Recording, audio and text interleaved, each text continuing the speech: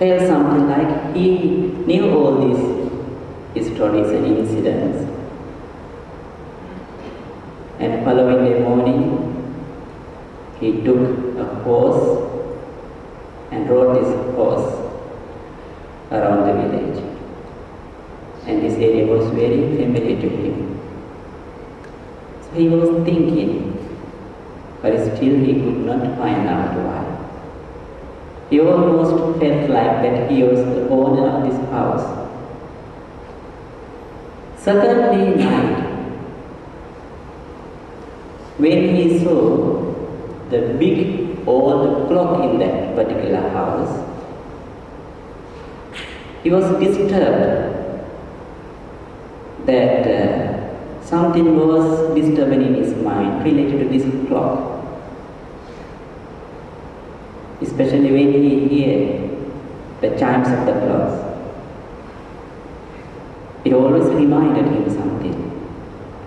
Saturday night, this boy was sleeping, but he could not sleep and something was disturbing. When the 2 o'clock chimes struck the clock, he found out the secret. He remembered something. He ran all the way to the downstairs where the clock was.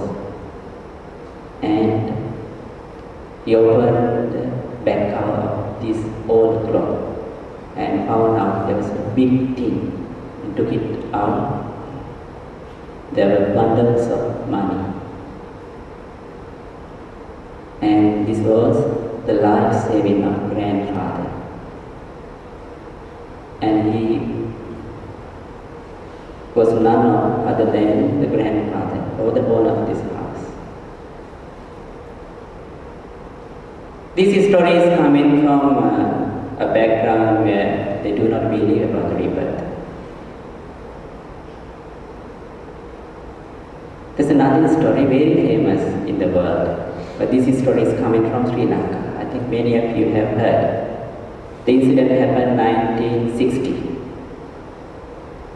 1954, in Sri Lanka, one of village called Kotmade, there was born a girl named Jnanatilaka.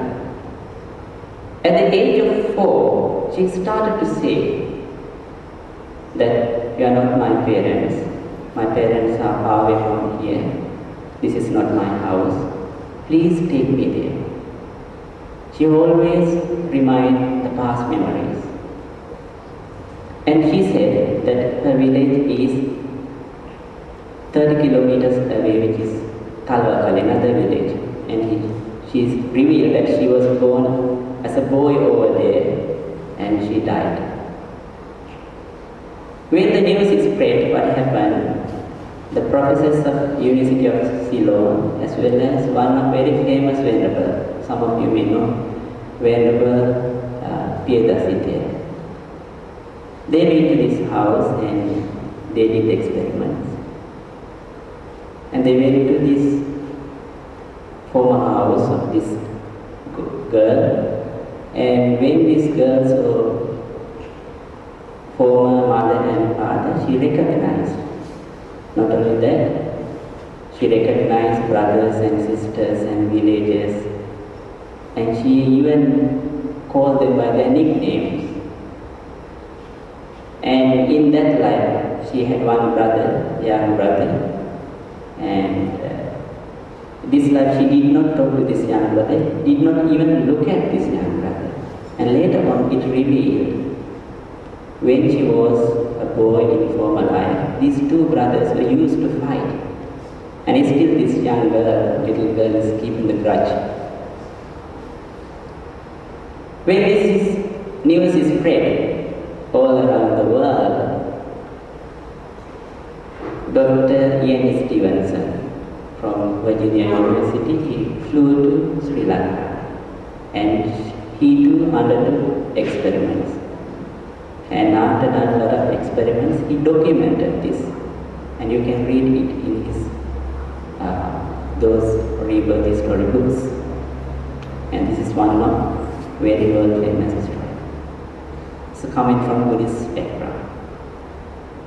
There's another story which is coming from a Muslim background, which happened in Lebanon. And this girl is Susanna. Susanna, when she was 16th month years old, she used to pull out the telephone off the hook and talk over the phone. Always she said, "Hello, Layla," and she repeated. When she was 2 years old, she said, "I'm the mother of Layla," and she mentioned names of husband, relatives, brothers and sisters. And she said that she was born in Lebanon, in one of the towns. So they followed up and found out this particular house. The information this little girl gave were almost the same. And what happened was, in that life, when this lady was undergoing heart surgery, at that particular moment, this lady died. And just before that, she was trying to call for her daughter, Layla. So this memory was in her mind. So these incidents, these stories, remind us that there is something which goes beyond the metaphysics. And there are thousands of stories you may read. Certain type of evidences are coming from child prodigies. I think many of you have heard about child prodigies. From time to time in the world arise very intelligent, very wonderful children. Their memories are wonderful. They have got wonderful abilities. Still, scientists cannot give a satisfactory answer why there were these kind of child prodigies. Only reply they give, it can be due to genes or heredity, but that's not the satisfactory answer. Not many people accept it.